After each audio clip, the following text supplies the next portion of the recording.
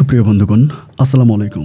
দূরে কাছে দেশে অথবা দেশের বাইরে থেকে প্রিয় বন্ধুরা ঠিক এই মুহূর্তে যে যেখান থেকে বাস্তব জীবনের গল্প শোনার জন্য আমার সাথে জয়েন করেছেন, আমি আপন আর যে আপন জীবনের গল্পের 1001তম পর্বে আপনাকে বরাবরের মতো স্বাগতম জানাচ্ছি। বন্ধুগণ, আপনারা হয়তো অনেকেই মনে করছেন যে আজকে তো 1000তম গল্প প্রচার করার কথা, তবে আমি কেন 1000তম গল্প প্রচার না করে ডিরেক্টলি 1001তম গল্প প্রচার করতে যাচ্ছি। আপনারা কেউ বিরক্ত হবেন না, রিকোয়েস্ট করে কথাটা একটু শোনেন। আমার স্বপ্ন ছিল, আমার পরিকল্পনা ছিল যে 1000তম পর্বটা আমি খুব সুন্দর করে সাজিয়ে নিব এবং খুবই চ্যালেঞ্জিং কোনো একটা জীবনের গল্প আমি 1000তম গল্পে প্রচার করব। যার জন্য আমি নোয়াখালীর খুবই প্রত্যন্ত গ্রামের একটা মেয়ের গল্প নিয়েছিলাম। এই মেয়েটার বয়স হচ্ছে 16 বছর এবং 16 বছর বয়সে একেবারে হত দরিদ্র খালে বিলে মাছ ধরা একটা মেয়ে খুবই চ্যালেঞ্জিং একটা লাইফ নিয়ে সে তার বাবাকে বিদেশে পাঠায় এবং একইভাবে তার ছোট 2টা বোন আছে, 2টা বোনকে পড়াশোনা করে। পুরোটা গল্প আমি যখন মেয়েটার মুখ থেকে শুনেছিলাম আমি নিজের চোখের পানি ধরে রাখতে পারিনি। আমার বড় ইচ্ছা ছিল যে 1000তম পর্বটা আমি ডিরেক্টলি ওই মেয়ের গ্রামে যাব এবং তার গ্রামে গিয়ে তার বাড়িতে বসে, তার ঘরের উঠানে বসে আমি এই গল্পটা রেকর্ড করব। কিন্তু দুর্ভাগ্যের ব্যাপার হচ্ছে বেশ কয়েকদিন ধরে আমি হঠাৎই মেয়েটার সাথে আর যোগাযোগ করতে পারছি না।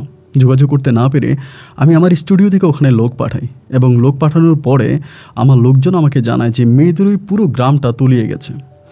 এখানে প্রায় 10 থেকে 15টার মতো পরিবার ছিল, সবই টিনের ঘর ছিল এবং টিনের ঘরের বর্তমান অবস্থা এরকম যে টিনের চালার এই রকম করে মাথাটা শুধুমাত্র একটু দেখা যাচ্ছে এবং পুরো বাড়ি ওদের ওই পুরো বাড়িটাই সম্পূর্ণ ডুবে গেছে। তো তারা খোঁজখবর নিয়ে আরও জানতে পারছে যে মেয়েটাকে আশ্রয় কেন্দ্রে নিয়ে গেছে, ওই পরিবারগুলোকে আশ্রয় কেন্দ্রে নিয়ে গেছে, কিন্তু এক্স্যাক্টলি কোন আশ্রয় কেন্দ্রে নিয়ে গেছে এটা তারা বলতে পারে না। তো এই মেয়েটার সাথে আমি জানি না আমার যোগাযোগ হবে কি না। আই হোপ যে যেহেতু তার ঠিকানা আছে, যদি সে বেঁচে থাকে কোনো দিন হয়তো তার সাথে আমার আবারও যোগাযোগ হবে। যদি যোগাযোগ হয় তবে বন্যার ওই ঘটনাসহ তার জীবনের ওই বাস্তব যুদ্ধের গল্পটা আমি আপনাদেরকে শোনাবো 1000তম পর্বে। এটা হয়তো বন্যা শেষ হয়ে গেলে মেয়েটার সাথে যোগাযোগ করতে পারলে আমি সেটা রেকর্ড করে শোনাবো ইনশাআল্লাহ। আজকের গল্পে যায়। আজকের গল্প হচ্ছে রাজধানী ঢাকার ছেলে শাওনের গল্প। শাওন আহমেদ একজন মুসলিম ধর্মাবলম্বী ছেলে, তার গল্প, এবং এই গল্পের টাইটেল হচ্ছে পরীকে বিয়ে করে কোটিপতি হয় গরিব জেলে। খুবই ভালো লাগার মতো, মনের ঠিক এই জায়গাটায়, কলিজার ঠিক এই জায়গাটায় রাখার মতো একটা ছোট্ট বাস্তব জীবনের গল্প। অনেক ভালো লাগবে গল্পটা যদি পুরোটা শোনেন। তাই সবাইকে অনুরোধ করবো গল্পটা শেষ পর্যন্ত আমার মুখে শুনে রাজধানী ঢাকার ছেলে শাওনকে আপনার মতো করে একটা মন্তব্য কমেন্ট বক্সে লেখার জন্য ধন্যবাদ সবাইকে। সুপ্রিয় বন্ধুগণ, আসসালামু আলাইকুম। আমার নাম মোহাম্মদ শাওন আহমেদ, আমার বাড়ি রাজধানী ঢাকা। বন্ধুগণ, আমি আমার জীবনের গল্পটা শুরু করার শুরুতে আপনাদেরকে আমার পরিবারের বিষয়ে জানিয়ে রাখি। আমার পরিবারে আমি আছি, আমার বাবা আছে, মা আছে, এছাড়া রয়েছে আমার দাদা দাদি সহ আমার বড় 2টা বোন আর ছোট একটা ভাই। আমরা টোটাল 2 বোন 2 ভাই। আমাদের পরিবারটা পুরান ঢাকার জিঞ্জিরার কোনো এক আবাসিক এলাকায় এক উচ্চবিত্ত পরিবার। আমার বাবা পেশায় একজন স্ক্র্যাপের ব্যবসায়িক। বিভিন্ন ধরনের পুরনো গাড়ির পার্টস, এটা ওইটা আমার বাবার অনেক ভালো দোকান আছে এবং স্ক্র্যাপের ব্যবসা করে আমার বাবা অনেক বেশি টাকা উপার্জন করে। তাই দিয়ে ছোটোবেলা থেকে আমার জীবনটা অনেক সুখে শান্তিতেই কাটে। 2 ভাই আর 2 বোনের এমন সুখী একটা সংসারে আমি ছিলাম 3য় নাম্বার। সবাই আমাকে অনেক আদর যত্ন আর ভালোবাসত। শৈশবের দিনগুলো আমার খুবই মুখর কাটে। একটা পর্যায়ে আমি অনেকটাই বড় হই এবং বড় হওয়ার পরে আমি আমার ভিতরে কিছু জিনিসকে খুব লালন করতে থাকি। সেটা হচ্ছে ছোটোবেলা থেকে আমি একজন ভ্রমণ প্রিয়াসী মানুষ ছিলাম। আমার মনে আছে আমার পরিবার যখন আমাকে সর্বপ্রথম কক্সবাজার নিয়ে যায় এবং সেখান থেকে আমার বাবা কোনোভাবে আমাকে আনতে পারতেছিল না। আমি খুবই ছোট ছিলাম। এমন একটা অবস্থা নাকি হয়েছে আমাকে গাড়ির মধ্যে উঠালে আমার চিৎকার চেঁচামেচিতে, আমার কান্নাকাটিতে গাড়ির মধ্যে কোনো মানুষ বসে থাকার মতো অবস্থা নাই। আমার বাবা 3 দিনের জন্য গিয়েছিল, কিন্তু আমি থাকার কারণে আমার বাবা ওই কক্সবাজারে 6 দিন ছিল এবং 6 দিন থাকার পরেও আমি নাকি আসতেছি না। 6 দিন পরেও সমুদ্রকন্যার মায়ায় পড়ে আমি আমার বাবার হাতে পায়ে ধরে নাকি কান্নাকাটি করতেছি, আমি যাব না। সর্বশেষ আমাকে নিয়ে বাসে উঠা আমার আব্বার পক্ষে কোনোভাবেই সম্ভব হলো না। যার জন্য আমার বাবা কক্সবাজার থেকে মাইক্রোবাস ভাড়া করে আমাদের গোটা পরিবার নিয়ে ঢাকায় ব্যাক করে। তাও নাকি আমি গাড়িতে প্রচণ্ড পরিমাণের কান্নাকাটি করেছিলাম। এমন একটা অবস্থা যে কাঁদতে কাঁদতে নাকি আমার গলা ভেঙে গিয়েছে। এই ছিল আমার ছোটোবেলার গল্প। এবং এরপর আমি যখন বড় হই, আমি একটু একটু করে বড় হওয়ার পরে আমার এমন একটা অবস্থা হয়ে গেছে যে আমি ধরেন আপনার এরকম কোনো মাস নাই যে মাসে আমি বাইরে কোথাও ঘুরতে যাই না, মানে ঢাকার বাইরে কোথাও ঘুরতে যাই না। প্রতি মাসে আমি ঢাকার বাইরে ঘুরতে যেতাম। এবং অনেকের থাকে অনেক ধরনের নেশা। কেউ আছে টাকা জমায়, ভালো কাপড় চোপড় কিনে, অথবা ভালো মানে এটা ওইটা শুধু আসলে মোবাইল ফোনের জামানা ছিল না, কারণ আমার গল্পটা আজ থেকে বহু বছর আগের। তো অনেকে হয়তো অনেক কিছু করে, কিন্তু আমার একটাই উদ্দেশ্য ছিল, একটাই নেশা ছিল, আমাকে কেউ টাকা দিলে আমি এই টাকা জমিয়ে রাখতাম, এবং টাকা জমিয়ে রাখতাম, যখনই সময় পাইতাম তখনই আমি ঘুরতে চলে যেতাম। এবং আমি মনে হয় একমাত্র ব্যক্তি যে কিনা শুধু কাউন্ট করেছি আমি 28 বার কক্সবাজার গিয়েছি। ওই বয়সে, যে সময় মানুষ একবার কক্সবাজার যাওয়াটাও তাদের ভাগ্যের বিষয় ছিল। এখনকার মতো সে সময় যাতায়াত ব্যবস্থা এতটা উন্নত ছিল না, অনেক সমস্যার মধ্যে ছিল। যাই হোক, এরকম করে আমার শৈশবের দিনগুলো কাটে। এবং একটা পর্যায়ে আমি মোটামুটি অনেকটাই বড় হই, এবং বড় হবার পরে আমি তখন আমার বাবার জিঞ্জিরের ব্যবসা দেখতাম। তখন আমি আমার সবেমাত্র স্কুল জীবন শেষ করি। তো স্কুল জীবন শেষ করে কলেজে উঠি, এবং কলেজে ওঠার পরে আমি তখন বাবার ওই ব্যবসা সহ শুরু করে আমি আমার কলেজে পড়াশোনা করতাম। সেই মুহূর্তে আমার বড় যে 2টা বোন ছিল, আমার বড় 2টা বোনের বিয়ে হয়ে যায়। তো রাজধানী ঢাকায় আমরা যে বাসায় থাকতাম ওইটা আমাদের নিজেদের বাড়ি, যার জন্য আমার বড় আপুকে আমার মা মানে ঘর জামাই বিয়ে দেয়। আমার দুলাভাইও ব্যবসা করে ঢাকাতেই। তো দুলাভাই খুব ভালো মানুষ। আমার বোন জামাইয়ের কাছে আমার বোনকে বিয়ে দেওয়ার পরে আমার বোন জামাইকে আমাদের ঘরে ঘর জামাই হিসেবে আমার আব্বা আম্মা রেখে দেয়। যেহেতু আমার আম্মা ঘরে একাই থাকে, আম্মা কান্নাকাটি করে, এবং আমার বড় আপুকে আমার আম্মা খুব ভালোবাসতো, যার পরিপ্রেক্ষিতে আমার বড় আপুকে আমার মা ঘরেই রেখে দেয়। তো আমি যে স্কুলে পড়াশোনা করতাম, আমার একজন বন্ধু ছিল, নাম হচ্ছে তারেক। তারেকের সাথে আমার খুব ভালো সম্পর্ক ছিল। তারেকের বাবা হচ্ছে সরকারি চাকরি করতো, এবং তারেকরা টোটালি হচ্ছে মানে 6 ভাই ছিল। তারেক সবার ছোট ছিল। ওর বাবা সরকারি চাকরি করার সুবাদে ওরা জিঞ্জিরাতে থাকতো, মানে আমাদের সাথেই থাকতো, মানে আমাদের সাথে বলতে আমাদের বাড়িতে ভাড়া থাকতো। তো তারেকের সাথে আমার খুব ঘনিষ্ঠ একটা ভালো সম্পর্ক হয়। তো আমি কলেজে যখন ইন্টার ফার্স্ট ইয়ারে পড়ি তখন তারেক আমাদের বাসায় আসে। এর মাঝেও বেশ কয়েকবার আসছিল। তখন আসছিল, আসার পরে ওই সময় কিন্তু চারিদিকে পানি খুব থই থই করতেছিল, মানে প্রচুর পানি চারদিকে। তা আমাকে বললো যে বরিশাল এলাকায় প্রচুর পানি উঠছে, বরিশালে অনেক পানি উঠছে, তুই কি আমার সাথে বরিশালে যাবি, আমার এটা বলতেছে। তো এর আগে আমি বেশ কয়েকবার বরিশালে গেছিলাম, কিন্তু ওভাবে আমি থাকি নাই, হয়তো যেদিন গেছি ওই দিনে চলে আসছি। বাট ওই সময় ওর মুখে শুনলাম যে মানে নাকি প্রচুর পানি উঠছে, এবং মানুষটাকে দিন রাত মিলে মাছ ধরে। তা আমারে বললো, তুই কি যাবি আমার সাথে, তোরে আমি আমাদের পুরোটা গ্রামে কয়েকদিন ধরে থাকবি, ঘুরবো ফিরবো 2 বন্ধু মিলা। তো আমার বন্ধু তারেক ওই এলাকারই একটা কলেজে পড়াশোনা করতো, মানে বরিশালের ওই প্রত্যন্ত এলাকারই একটা কলেজে আমার বন্ধু পড়াশোনা করতো। দেন আমি তখন আমার মাকে বললাম, মাকে বলার পরে মা তো ডিরেক্টলি মানা যে না, বন্যার পানি উঠছে বরিশালে, এখন গেলেই তুই ডুবে যাবি, তুই সাঁতার জানিস না। আসলে কিন্তু আমি সাঁতার পারতাম না। আমার বলে, তুই সাঁতার পারিস না, তুই যাবি না, মানে আম্মু নিষেধ করে। এবং আম্মুর নিষেধটা আমি আসলে মানতে পারলাম না। মানে আমার কথা হচ্ছে আমার যাওয়াই লাগবে, এবং আমি যাবই যাব। আব্বুরে ধরলাম যে আব্বু, আমি আমার তারেকের সাথে ওদের বাড়িতে বেড়াইতে যাব। আব্বু আমাকে বললো, এখন তো বরিশাল এলাকায় অনেক পানি, এবং আমরা দেখতেছি নিউজে, মানে রেডিওতে শুনতেছি বরিশালে প্রচুর পানি উঠছে, তা এখন যাওয়ার প্রয়োজন নাই, তুই আরও পরে যাস, এখন যেতে হবে না। তাই আমি আমার বাবারে বললাম যে না, তুমি আমাকে যতই মানা করো আমি যাবই। তো আব্বা আম্মা দুজনের কথাকে ওভারটেক করে আমি তখন আমার ওই বাবার ব্যবসা থেকে টাকা চুরি করি। এই প্রথম আমি কোথাও থেকে টাকা চুরি করি, বাবার ক্যাশ থেকে টাকা চুরি করে কলেজ ফাঁকি দিয়ে আমি আমার বন্ধু তারেকের সাথে তখন পানির নগরী বরিশালে আমি তখন চলে যাই।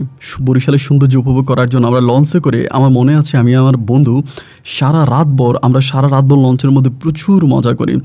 একেবারে লঞ্চের স্বাদের মধ্যে গিয়ে 2 বন্ধু হুড়দুম গান গাই, রাতভর গান গাই, খুবই মজা করি, আনন্দ করি, ফুর্তি করি। এবং এরকম আনন্দ ফুর্তি করতে করতে একটা সময় আমি আমার বন্ধুর এলাকায় গিয়ে পৌঁছাই, এবং ওদের বাড়িতে যাওয়ার সময় নৌকা দিয়ে যাওয়া লাগছে। ওদের বাড়িতে আমি এর আগে অনেকবার গিয়েছিলাম, কিন্তু কখনো আমাকে নৌকা ব্যবহার করতে হয়নি। এবার নৌকা ব্যবহার করে ওদের বাড়িতে যাওয়া লাগছে। এত পরিমাণের পানি চারদিকে উঠেছে, আর আমি সাঁতার কাটতে না পারলেও পানি আমার কাছে ভীষণ ভালো লাগে, আমার পানি অনেক পছন্দ। তো ওর সাথে ওদের এলাকাতে যাওয়ার পরে আমি আর আমার বন্ধু মিলে রাতটা শেষ করে পরের দিন সকালবেলায় বেরিয়ে গেলাম ঘোরার উদ্দেশ্যে। আসার সময় আমার ছোট যে ভাই আছে ওর কাছে কিন্তু বলে আসছি, আব্বা আমারে বলিস টেনশন করতে না, আমি তারেকের সাথে তারেকের বাড়িতে যাচ্ছি। কারণ এই মুহূর্তটা এটা 2000 সালেরও আগের ঘটনা। তো ওই সময় আসলে মোবাইল ফোনের কোনো সিস্টেম ছিল না, মানে ব্যবস্থা ছিল না। বেশিরভাগই মানুষের আদান প্রদান হতো চিঠিপত্রের মাধ্যমে। চিঠির মাধ্যমে একজনের সাথে কথা বলতো, এরকম মানে মোবাইল ফোন টোটালি ছিল না। পরে আমি আমার বন্ধুর সাথে এখানে সেখানে বিভিন্ন জায়গায় ভেরকা হয়তো অনেকেই চিনেন না, মানে কলা গাছের ভেড়া বলে, ওই কলা গাছের ভেড়া দিয়ে আমি আমার বন্ধু দিন রাত ভর হচ্ছে বন্যার পানিতে ঘুরে বেড়াতো। আনন্দক্ষণ ওই মুহূর্তগুলো আমি কখনোই ভুলতে পারবো না। এখনও যখন আমার এই দিনগুলোর কথা মনে হয় আমি আমার চোখের পানি ধরে রাখতে পারি না। এরকম করে একদিন ভেরকা দিয়ে আমি আর আমার বন্ধু দূরে যাচ্ছিলাম, যে অনেক দূর পর্যন্ত যাব। এরকম করে অনেকটা দূরে যাওয়ার পরে একটা বিশাল খাল পেয়েছি। আমার বন্ধু বলে, এখানে খাল আছে, খবরদার, দেখবি এই খালের মধ্যে পড়ে গেলে কিন্তু তুই উঠতে পারবি না। আমার খালটাও বিশাল বড় ছিল। ওই খালের পাড়ে যাওয়ার পরে দেখলাম যে প্রায় 18 থেকে 19 বছর এইরকমই হবে, বা 16 থেকে 17, আমার আসলে এক্স্যাক্টলি জানা না, কিন্তু এরকমই একটা কিশোরী মেয়ে মাছ ধরতেছে এবং খুবই অদ্ভুতভাবে সে মাছ ধরতেছে পানিতে নেমে। তা এরকম মাছ ধরতে আমি কিন্তু কাউকে দেখি নাই, মানে জাল বিছিয়েছে। আমরা গ্রামের বাসায় যেটাকে কারেন্টের জাল বলি, এরকম জাল বিছানো হয়েছে। জালে সে হচ্ছে তার কোমরের মধ্যে মাছ রাখার জন্য একটা পাতিলা বেঁধে সে হচ্ছে ডুব দিয়ে দিয়ে জালের ভেতর থেকে মাছ ধরে বের করতেছে, এবং সূর্যের ওই আলোটা তার মুখের মধ্যে পড়তেছে। আমার কাছে মনে হয় যে পানির উপরে একটা হীরার টুকরা চকমক চকমক আর ঝলমল ঝলমল করতেছে। এত সুন্দর লাগতেছে মেয়েটাকে। আমি রাজধানী শহর ঢাকাতেই এরকম সুন্দর মেয়ে দেখি নাই, এবং আমার কাছে মনে হচ্ছে খাঁটি সোনা চকচক করছে সূর্যের আলো পড়ার পরে। আমি অতি আগ্রহ নিয়ে মেয়েটার কাছ পর্যন্ত গেলাম, এবং মেয়েটাও খুবই ফ্রিলি ছিল। আমাকে বলে, কি ভাই?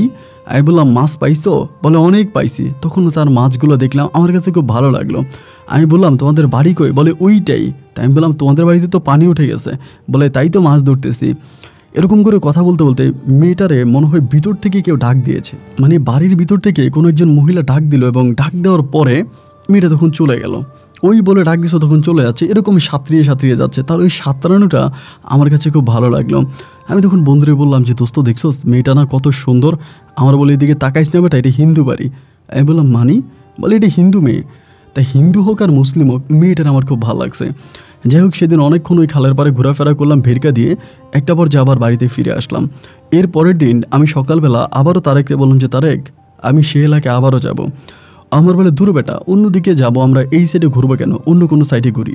আমি বললাম যে, না, আমি এই সাইডে ঘুরবো, এদিকেই যাব। তা আমি আমার বন্ধুর সাথে পুনরায়, ও যেতে চায় না, আমি ওকে একরকম জোর জবস্তি করে ওকে নিয়ে আমি আবারও সেই এলাকাতে গেলাম, সেই সাইডগুলোতে গেলাম। এবং সেই সাইডে যাওয়ার পরে একইভাবে আমি দেখলাম যে মেয়েটা বাড়ির মধ্যে দাঁড়িয়ে আছে, মানে আপনার যে ওদের যে বাড়ি আছে, বাড়িতে দুইটা গাছের মধ্যে আপনার ওই যে দোলনি যে মেয়েরা বাঁধে না, এটা গ্রামের যারা আছেন তারা চিনবেন বিষয়টা। রশি দিয়ে কাপড় দিয়ে এক ধরনের দোলনি বানানো হয়, দোলনা। মেয়েটা দোলনার মধ্যে ঝুলতেছে, আমি দূর থেকে দেখতেছি। তো আমি বললাম, মেয়েটার নাম কি রে বন্ধু? ও বলে, আমি নাম জানি না। পরে আমি হাত দিয়ে ইশারা দিয়েছি। মেয়েটা আমার বলতেছে, মাছ নাই, মাছ নাই, মাছ বেচবো না, আমাদের এখানে মাছ নাই। ওরকম করে বরিশালের ভাষায় খুব সুন্দর করে বলতেছে, আমি হয়তো বলতে পারি না। মানে আমি বললাম, মাছ কিনবো না, তুমি একটু এদিকে এসো, তোমার সাথে কথা বলবো। তা মেয়েটা পরে কী করলো, আমি দেখলাম খুব অবাক, তার এখানে আসার মতো কিছু নাই। সে ডিরেক্টলি মানে বন্যার পানিতে নেমে গেল, এবং বন্যার পানিতে নাইমে সে সাঁতরাইতে সাঁতরাইতে আমার কাছে চলে আসলো। বিষয়টা আমাকে খুব অবাক করে দিল, যে আরে কী ব্যাপার, একটা মেয়ে এত বেশি ভালো হতে পারে। এবং সাঁতরাইতে সাঁতরাইতে আমার কাছে আসার পরে আমার ভেরকার মানে আমার যে ভেড়াটা ছিল ওটার মধ্যে ধরছে, ধরে বলতেছে, কি ভাইয়া বলেন?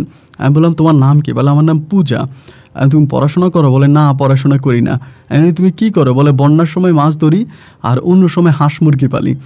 আমি তখন বললাম, বাহ, খুব ভালো। তাই আমি বললাম, পূজা, তুমি পড়াশোনা করলে তো অনেক ভালো করতে পারতা, তুমি দেখতে শুনতে খুব সুন্দরী, সিনেমার নায়িকা হবা? বলে, দুরু মিয়া, না, নায়িকা হবো না। বললাম, তোমাদের বাড়ি থেকে আমাদের জন্য কিছু নিয়ে আসবা? বলে, আমরা তো রান্নাবান্নাই করতে পারি না পানির কারণে, আপনার জন্য কী নিয়ে আসবো? ওই দিন ওই মেয়েটা পানির মানে মধ্যেই ছিল, আমি জানি না কেউ বিশ্বাস করবে কিনা, গলা সমান পানির মধ্যে সে সাঁতরাতে সাঁতরাতে আমার সাথে তাও প্রায় 10 থেকে 15 মিনিটের মতো কথা বলে। আমি তাকে বারবার বলেছিলাম যে, তুমি একটা কাজ করো, তুমি বেড়ায় উঠে আইসা বসো, এখানে উঠা বসো। আমার বলে, না, আমি যদি এখানে উঠা বসি তাহলে দাদি দেখবে, বাড়ি থেকে দাদি দেখলে দাদি রাগ করবে, ডাক দিবে, আমাকে চলে যেতে হবে। তাই আমি বললাম, তুমি যে এখানে আসো দেখে না? বলে, না, আমি তো আপনার কলা গাছের ওই ভেরকার নিচে কোনো রকমের নিঃশ্বাসটা নিচ্ছে, আমাকে দেখবে কেমন করে। অনেকক্ষণ ধরে তার সাথে কথা বলে। আমি জানি না যে আমার কখনও কারোর প্রতি এই ধরনের দুর্বলতা কাজ করে নাই, এবং এত বৎসর পর্যন্ত শহরে বড় হয়েছি, শহরে অনেক সুন্দরী মেয়ে দেখেছি, কিন্তু কখনো কারো প্রতি আমার এরকম মায়া ভালোবাসা কাজ করেনি। এই মেয়েটাকে দেখার পরে আমার ভিতরটা জানি কেমন করে অন্যভাবে মোচড় দিয়ে উঠলো। আমি আসলে বলে বুঝাতে পারবো না, এক অন্যরকম ভালো লাগা আমার ভিতরে কাজ করতে শুরু করে। আমি কেন জানি এই মেয়েটার প্রেমে পড়ে যাই। এরপর নিয়ম করে প্রতিদিন এই ছোট্ট কিশোরী মেয়েটাকে দেখার জন্য আমি এই এলাকাতে চলে আসি। এরকমভাবে দীর্ঘ অনেকগুলো দিন কেটে গেল এবং মেয়েটাকে আমার ভালোবাসি বলা হয়নি, সে আমাকে ভালোবাসি বলেনি। তো অনেকগুলো দিন পাস হয়ে যাওয়ার পরে আমার মা আর আমার বড় বোন তারেকদের বাড়িতে চলে আসছে। কারণ আমি দীর্ঘদিন বাসায় যাচ্ছি না। তারেকদের বাড়িতে আসছে আয়শা একরকম জোর জবস্তি করে আমাকে ঢাকাতে নিয়ে চলে গেল এবং আমি পূজার কাছে বলে পর্যন্ত আসতে পারলাম না যে পূজা আমি চলে যাচ্ছি, আবার যদি কখনো আসি তোমার সাথে আমার দেখা হবে। ওর সাথে আমার আর কখনো কথা হলো না এবং সেখান থেকে আমি তখন রাজধানী ঢাকায় ফিরে আসি। কিন্তু রাজধানী ঢাকায় ফিরে আসার পরে আমার মনটা কোনোভাবেই ভালো লাগতেছিল না এবং কাজে যাই, আবার দোকানে গিয়ে বসি, ভালো লাগতেছে না, কান্নাকাটি করি এবং কলেজে গেলে মন খারাপ। এখন তো আসলে চাইলে মোবাইল ফোনে হুটহাট করে কথা বলা যায়, বাট ওই সময় তো মোবাইল ফোন ছিল না। আমি তারেকের সাথেও কথা বলতে পারতাম না। ওর জন্য চিঠি লিখতাম যে দোস্ত আমার পূজার জন্য অনেক খারাপ লাগতেছে, পূজার খেয়াল রাখিস, এটা চিঠি লিখতাম এবং সেও আমাকে চিঠির উত্তর দিত যে হ্যাঁ সমস্যা নেই, আমি মাঝে মাঝে গিয়া পূজারে দেখি, আমি তখন পূজারে ভাবি বইলা ডাকি। এরকম করে প্রায় 3টা মাসের মতো আমি খুবই কষ্ট করে নিজেকে আটকিয়ে রাখি। 3 মাস পরে আমি আমার বাবা মাকে না বলে বাড়ি থেকে হঠাৎ করে পালিয়ে যাই এবং তারেকদের এলাকাতে চলে যাই। তারেকদের এলাকাতে আমি যেদিন যাই তার পরের দিনে আমার বাবা এবং আমার মা বরিশালে চলে আসে আমাকে নিয়ে যাওয়ার জন্য তারেকদের বাড়িতে। এবং তারা যখন আমাকে নিতে আসে আমি বলছি আমি যাব না। আমার আব্বা আম্মা বলে তুই এটা কী বলতেছিস, এখানে কি আছে, তুই এখানে কেন থাকবি? তখন কিন্তু পানি শুকিয়ে গেছে। তা আমাকে বলে তুই এখানে থাকবি কেন, তুই চল। আমি বললাম যে না আমি যাবো না, আমার গ্রাম অনেক ভালো লাগে, আমি গ্রামেই থাকবো। তো আমার বাবা বলে আমার মাকে যে তুমি জোর করে ওকে নিতে পারবে না, ও ছোটোবেলা থেকেই প্রকৃতি প্রিয় একটা মানুষ, ও প্রকৃতি দেখতে ভালোবাসে, হয়তো গ্রামের ওই মনোমুগ্ধকর পরিবেশ ওর মন জয় করে নিয়েছে, ওর যখন ভালো লাগবে ও নিজ থেকেই চলে যাবে, আমি চলো। একরকম আমার আব্বা আম্মা নিরাশ হয়ে আমাকে বরিশালের ওই প্রত্যন্ত গ্রামে রেখেই তারা ঢাকায় ব্যাক করতে বাধ্য হয়। আব্বা আম্মা ঢাকায় চলে আসে এবং ঢাকায় আসার পরে আমি সেই বরিশালেই থাকি। এবার আমি নিয়ম করে সবসময় পূজার সাথে দেখা করি। পূজা আমার উপরে খুব রাগ করে, আমার সাথে প্রথম দিকে কথা বলতে চায় না। ও বলে আপনি কেমন মানুষ বলেন তো, আপনি এরকম করে আমাকে রেখে চলে গেলেন, আমাকে বলে পর্যন্ত গেলেন না, আমি আপনাকে অনেক মিস করেছি। ছোট্ট একটা মেয়ের মুখে যেমন এমন মিষ্টি মুখর ভালোবাসার কথাগুলো শুনতেছিলাম, আমি অদ্ভুতভাবে তার মুখের দিকে তাকিয়েছিলাম। মনে হচ্ছিল আমি যেন অন্য কোনো রাজ্যে হারিয়ে যাচ্ছি। এমন মিষ্টি মুখর ভালোবাসা, এমন মিষ্টি ভালোবাসা আমি সিনেমায় আর রূপকথায় গল্পে ছাড়া বাস্তবে দেখিনি। আমার কাছে মনে হয় যেন আমি দুনিয়াতে একমাত্র মানুষ যে কিনা পৃথিবীতে বসেই স্বর্গের সুখ পাচ্ছি, আর সেই সুখ শুধুমাত্র পূজার ভালোবাসায় পাচ্ছি। ও হিন্দু ছিল, আমি মুসলিম ছিলাম, দুজনকে অত্যাধিক ভালোবাসতে শুরু করি। 15 দিনে আমার কাছে মনে হয় ওই 15টা রাতে আমি পূজার সাথেই থাকি। প্রতিদিন রাত্রি যখন গভীর হয় তখনই পূজাঘর থেকে বেরিয়ে আসতো এবং ও আর আমি মিলে ওদের বাড়ির পাশে মনোমুগ্ধ করে গ্রামীণ পরিবেশে হারিয়ে যেতাম। খালের পাড়ে, বিলের ধারে রাতভর আমরা ঘুরে বেড়াতাম। আমাদের দুজনের মাঝে এমন প্রেম আর ভালোবাসা জন্ম হয় যেটা বর্তমান সময়ের গল্প আর সিনেমাকেও হার মানাবে। আমি পূজার প্রেমের কথা যদি কাউকে বলি, মানুষ বলবে যে লাইলি মজনু শিরি ফরাদ হয়তো আমার প্রেমের কাছে হার মেনেছে। এত ভালো আমি পূজাকে বেসেছি, ও আমাকে অনেকটা ভালোবেসেছে। ওকে ছেড়ে লাস্টবার বরিশাল থেকে আসার সময় আমি অঝরে কান্না করেছি এবং ওকে বলে এসেছি আমি ঢাকায় গিয়ে আমার আব্বা আম্মাকে তোমার কথা বলবো, আমি তোমাকে বিয়ে করব। ও আমার মুসলিম হতে রাজি আছে। ও আমাকে বলে যে তুমি যদি আমাকে মুসলিম বানাও তাহলে আমি মুসলিম হয়ে যাব, আমি মুসলিম হয়ে তোমাদের ধর্ম পালন করব। এই স্পেসিফিক আমার ওই ধর্মটা ভালোই লাগে। এরকমভাবে ওর সাথে আমার কথাবার্তা হতো। যাই হোক, একটা পর্যায়ে এরকম করে আমরা দুজনের মাঝে এক অন্যভাবে হারিয়ে যাই, এক অন্যরকম প্রেমে দুজন মুগ্ধ থাকি। এইভাবেই সময়গুলো আমাদের সামনের দিকে অতিবাহিত হচ্ছিল। ঢাকায় আসার পর আমি ওর জন্য চিঠি লিখতাম এবং ও আমার জন্য আমার ঠিকানায় চিঠি লিখতো। মানে আমি চিঠি লিখতাম আমার বন্ধু তারেকের কাছে, তারেক পাঠাইতো ওর কাছ থেকে চিঠি আনতো তারেকে, এবং সেই একইভাবে তারেক আবার আমাকে চিঠি লিখতো। এভাবে আরও কয়েকটা মাস কেটে গেল। এরই মাঝে হঠাৎ করে ওই এলাকাতেই মোটামুটি একটু জানাজানি হয়ে গেল যে তারেক ওর কাছ থেকে চিঠি আনে এবং তারেক ওকে চিঠি দেয়। হিন্দু পাড়ার ছেলেরা তখন তারেককে আটকাইলো একদিন এবং আটকিয়ে নাকি তারেককে প্রচুর মারধর করলো এবং বলল যে তুই এই পাড়ার দিকে আসবি না। মানে তারা ডাউট করেছে যে হয়তো পূজার সাথে তারেকের কোনো একটা সম্পর্ক আছে। এইটা মনে করে তারা তখন তারেককে ওইখানে মারধর করলো এবং তারেককে আর ওই হিন্দু পাড়ার আশেপাশে যাইতে আর দিচ্ছিল না।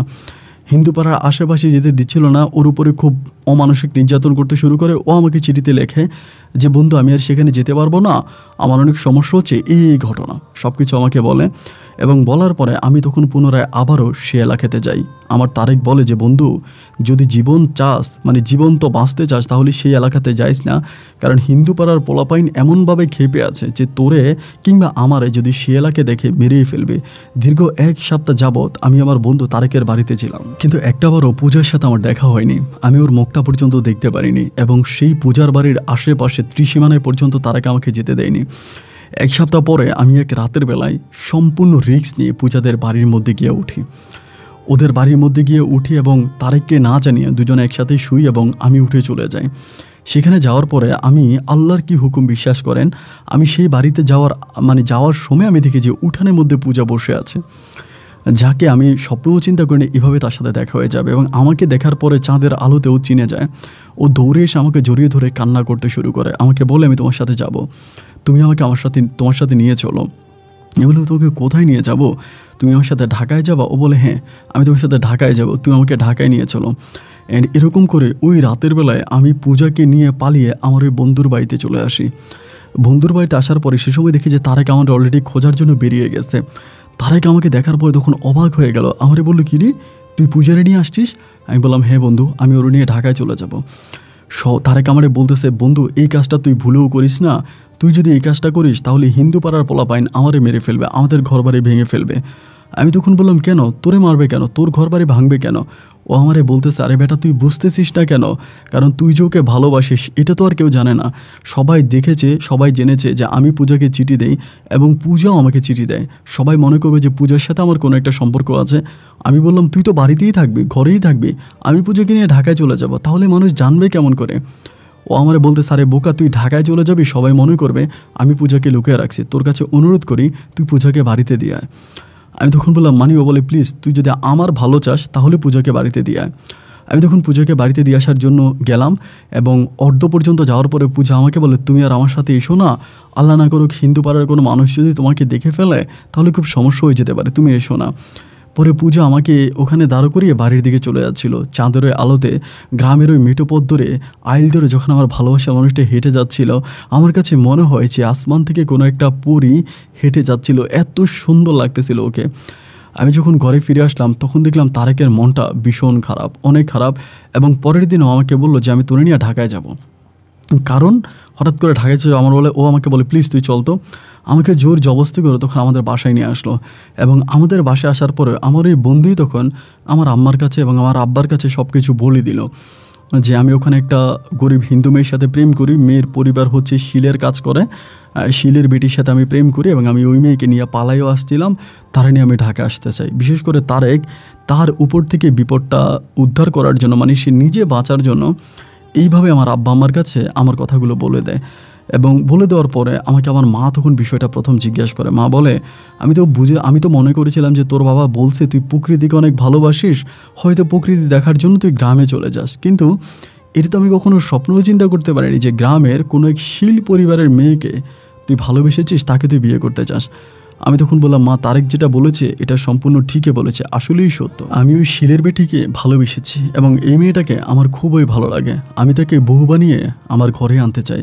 আমার মা বলে এমন কথা জীবনেও বলিস না, একে তো মেয়ের বাড়ি বরিশাল এবং গরিবের মেয়ে, আর তার চেয়েও বড় কথা হচ্ছে হিন্দু ধর্মের শীল পরিবারের মেয়ে, আমার জীবন থাকতে তোর বাবার জীবন থাকতে এরকম সম্পর্ক তারা কখনো মেনে নেবে না।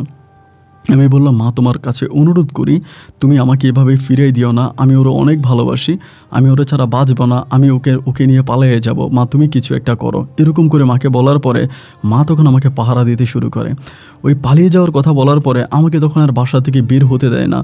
একটা মেয়েকে যেভাবে একটা মা আগলে রাখে, আমি যদি বাথরুমে যেতাম আমার মা বাথরুমের দরজার মধ্যে দাঁড়িয়ে থাকতো এবং আমাকে কঠিনভাবে পাহারা দিত। আমি কোনো রকমের চিঠিপত্র দিয়েও আর পূজার সাথে যোগাযোগ করতে পারতেছিলাম না।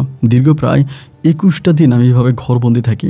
21 দিন পরে আমি আমার ছোট ভাইয়ের সহযোগিতায় ঘর থেকে পালাতে বাধ্য হই এবং ঘর থেকে পালিয়ে আমি ডিরেক্টলি আমার বন্ধু ওই তারেকের বাড়িতে চলে যাই। বরিশালে তারেকের বাড়িতে যাওয়ার পরে তারেক আমাকে ঘরের মধ্যে ঢুকতে দেয় না। ও আমাকে বলে তুই আমাদের বাসায় আসিস না, আঙ্কেল আন্টি আমাকে ডিরেক্টলি বলে দিছে আমি যাতে তোকে আশ্রয় না দিই। আমি তখন বললাম, তারেক দেখ, আমি পূজাকে ভালোবাসি। ও বলে, ওই মেয়েটা হিন্দু এবং হচ্ছে শীল পরিবারের একটা মেয়ে।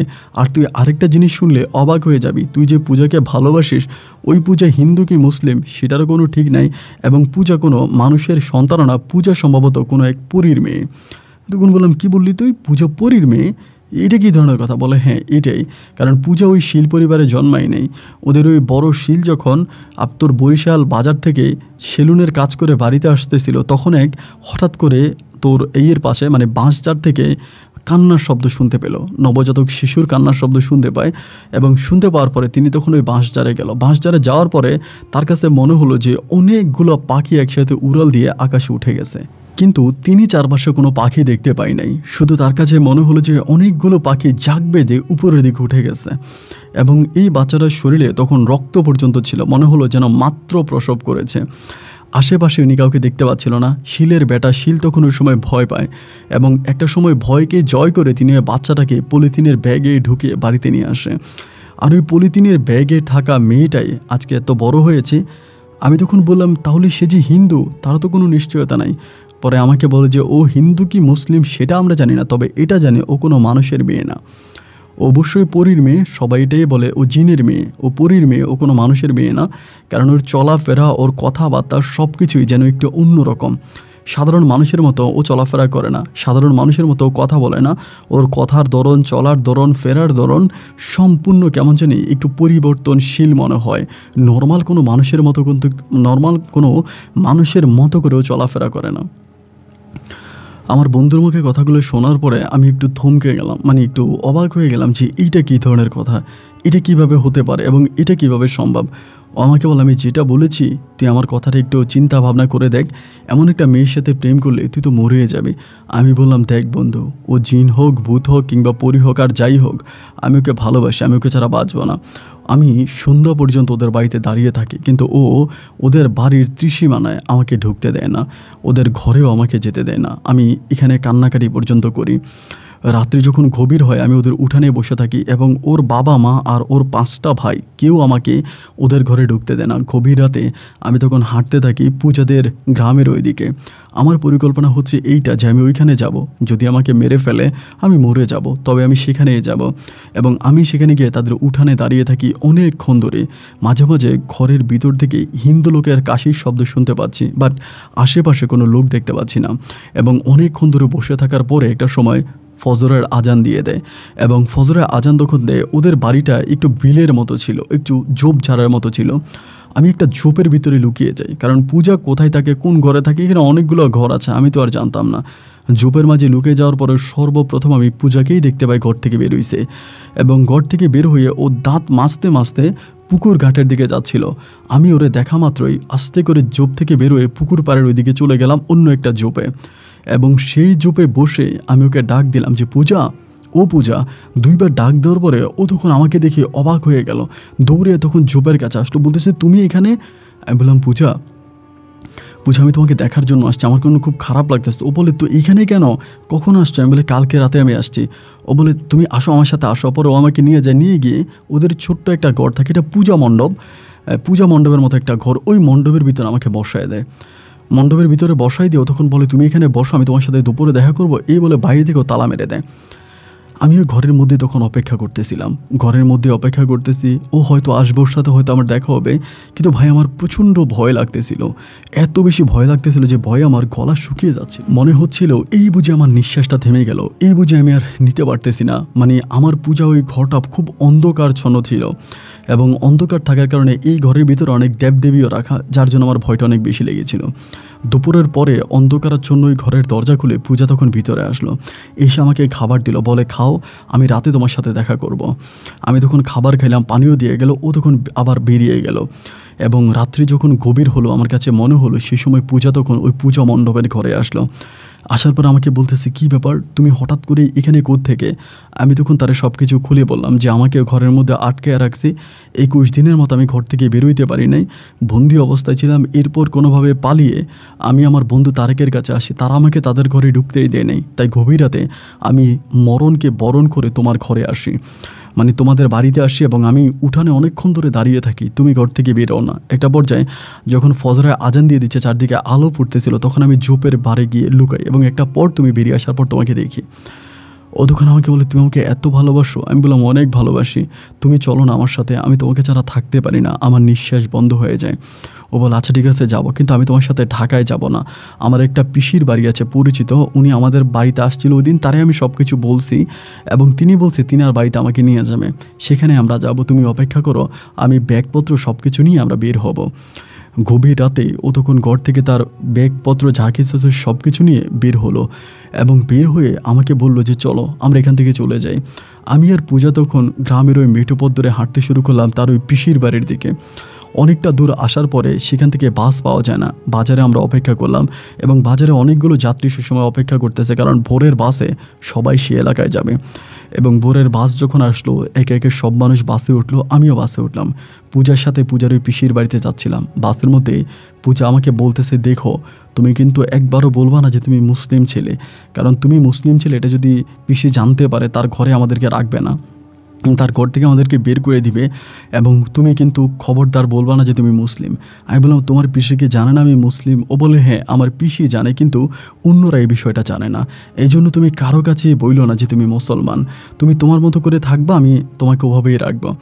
তো এইভাবে আমি ওর পিসির বাড়িতে গেলাম। যাওয়ার পরে হিন্দু ধর্মের মানুষরা যেরকম করে নমস্কার বলো বা যেভাবে কথা বলে, আমি হিন্দু লোক সেজে ওর পিসির সাথে কথা বলি এবং কথাবার্তা বলার পরে তাদের বাড়ির মধ্যে তারা আমাকে রাখে। আমি সেদিন থাকতেছি, তো ওই সময় সর্বপ্রথম হঠাৎ করে এই প্রথম আমি এই পূজার সাথে একই ঘরে থাকি এবং আমাদের মাঝে সেরকম কোনো সম্পর্ক হয়নি। রাতের বেলায় পুজোও শুয়েছে, আমিও শুয়ে আছি, এবং একটা সময় হঠাৎ করে মনে হলো ও শোয়া থেকে উঠে গেছে। পূজা শোয়া থেকে উঠে ও কার সাথে জানি ঘরের কর্নারে, মানে ঘরের ভিতরে, ঘরের তো দরজা জানালা সব কিছু লাগানো, ঘরের ভিতরে ও জানি কার সাথে কথা বলতেছে, কোনার মধ্যেই কথা বলতেছে এবং ফিসির ফিসির করে কথা বলে। তার কথা আমি শুনতে পাচ্ছি না, তবে এটুকুন বুঝতে পারছি যে ও কারো না কারোর সাথে কথা বলতেছে। তো আমি খুব আগ্রহ নিয়ে তখন উঠলাম, ওকে ডাক দিলাম। ডাক দেওয়ার পরে ও আমাকে হাতে ইশারা দিচ্ছে শুয়ে যাওয়ার জন্য, দুইবার ইশারা দিল শুয়ে যাও। তা আমি আবার শুয়ে গেলাম, বুঝতে পারলাম না। বেশ খানিকটা পরে ও তখন এখান থেকে আসলো, কোনার মধ্যে বসেছিল, আসছে। আমি বললাম, তুমি কী করলা? বলে, পূজা দিলাম। তা আমি তো হিন্দুরা কীভাবে পূজা দেয় এটা তো আর আমি জানি না, ও কীভাবে পূজা দিল, কিন্তু ও বললো পূজা দিয়েছে। তো এই জিনিসটা আমি দেখলাম ও পূজা দিচ্ছে। যাই হোক, আমি আর এভাবে কথা বললাম না। এইভাবে ওই রাতটা কেটে গেল। এর পরের রাতে একইভাবে সেখানে সে আবারও ওই ঘরের কর্নার ভিতরে বসে বসে কার সাথে জানি খুব খোশ গল্প করতেছে, মানে কথাবার্তা বলতেছে, এরকমটা আমার কাছে মনে হচ্ছে, কিন্তু কার সাথে কথা বলতেছে এই জিনিসটা আমি বুঝতে পারলাম না। এমন করে তৃতীয় রাতে আমি ওকে একইভাবে বললাম যে তুমি কি করো? আমাকে আমি রাতের বেলায় পুজো দিই। তাই আমি বললাম, পুজো দাও, মনে হয় যেন তুমি কার সাথে গল্প করতেছো, তুমি হাসো কেমন করে। ও বলে, আচ্ছা বাদ দাও তো, তুমি এসব বুঝবা না। এবং একটা সময় আমাকে বলতেছে, আমরা তো এখানে থাকতে পারবো না, এখানে আর কতদিন থাকবো, আমাদেরকে এখান থেকে চলে যেতে হবে, তুমি দেখো না কোনো কিছু করতে পারো কিনা। আমি তখন বললাম যে এখান থেকে চলে গিয়ে আমি কোথায় যাব, আমারও তো যাওয়ার কোনো জায়গা নেই, একমাত্র ঢাকায় যেতে পারি। কিন্তু হঠাৎ করে পূজা কেন জানি ঢাকায় যেতে রাজি হয় না, ও ঢাকায় যেতে ভয় পায়। পরে আমি চিন্তা করলাম যে আমার বন্ধু তারেকের সাথে যোগাযোগ করি, এবং তার পরের দিন আমি তখন ওর পিসির বাড়ি থেকে আমি তারেকের বাড়িতে আসি, এবং তারেকের আব্বা আম্মা দেখে আমার সাথে কথা বলে না, তারেক আমার সাথে কথা বলে। আমার বলি, কিরে তুই কই গেছিলি, তুই পূজারে নিয়ে পালাইছস? সবাই তো বলে পূজারে পাওয়া যায় না। আমি বললাম, তোর কোনো সমস্যা হয়েছে? বলে, না আমার কোনো সমস্যা হবে কেন? আমি বললাম, না আমি তো এর আগেও পূজাকে নিয়ে পালাইতে চাইছিলাম, তুই তো আমাকে দিলি না, তুই আমাকে বললি যে আমি যদি পূজাকে নিয়ে পালিয়ে যাই তাহলে তুই মহাবিপদে পড়ে যাবি। তা আমার এবার বল তো তুই কীরকম মহাবিপদে পড়ছিস?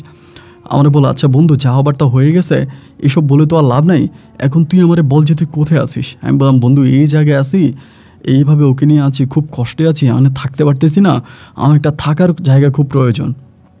তখন আমাকে বলে, ঠিক আছে আমি তোর একটা থাকার জায়গা করে দিই। এরপরে তারেকের মাধ্যমে আমি খুবই মানে ভালো একটা পরিবারে গিয়ে তখন আশ্রয় নিই পূজাকে নিয়ে, এবং এরই মাঝে আমি পূজাকে মুসলিম বানাই ফেলি। সেই বাড়ির থেকে আসার সময় তারেক আর আমি দুজনেই মিলে পূজাকে একটা মুসলিম হুজুরের কাছে নিয়ে ওকে কলমা পড়ে এবং সরাসরিভাবে মুসলিম বানাই। মুসলিম বানানোর পরে ওরে আমি নিয়ে আসি সাথে করে আমার তারেকের পরিচিত এক আত্মীয়র বাড়িতে। ওইখানে গিয়ে থাকতেছিলাম এবং আমাদেরকে একটা ঘর বানিয়ে দেয় পূজাকে, আর আমাকে একটা ঘর বানিয়ে দেয়। আপনার খাল আছে, খালের পাড়ে একটা ঘর বানিয়ে দেয়, বিশাল একটা খালের পাড়ে। তো খালের পাড়ে ঘর বানিয়ে দেয়। আমাদের আয়ের কোনো উৎস ছিল না, ইনকামের কোনো রাস্তা ছিল না। পূজা কিন্তু খুব ভালো মাছ ধরতে পারতো, ও সবসময় খালে গিয়ে মাছ ধরতো।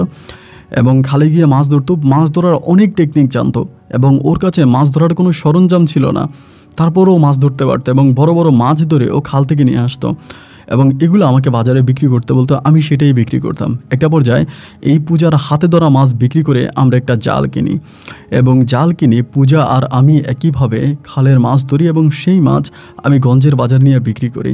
আমাদের সংসারটা তখন খুব ভালোই কাটতেছিল। এরই মাঝে আমার পরিবারের সাথে আমার আর কোনো যোগাযোগ রইল না। আমার আব্বা আম্মা, দাদা দাদি, বড় 2 বোন আর ছোট 1 ভাই, তারা কোথায় আছে, কেমন আছে, তাদের জন্য যদিও আমার মনটা খুব খারাপ থাকতো, ইচ্ছা হতো যে একটাবার বাবার সাথে একটু কথা বলি, মায়ের সাথে একটু কথা বলি, ছোট ভাই বোনগুলোর সাথে একটু কথা বলি, কিন্তু এরকম সুযোগ আর সময় আমার হয়ে উঠতো না, এরকম কোনো অয়েও ছিল না, যার জন্য আমি আর ওদের সাথে কথা বলতে পারতাম না। কিন্তু প্রচুর মন খারাপ লাগতো, অনেক কান্নাকাটি করতাম। যখনই মায়ের কথা মনে হতো, ছোট ভাইয়ের কথা মনে হইতো বিশেষ করে, আমার ছোটো ভাইটা আমাকে অনেক ভালোবাসতো।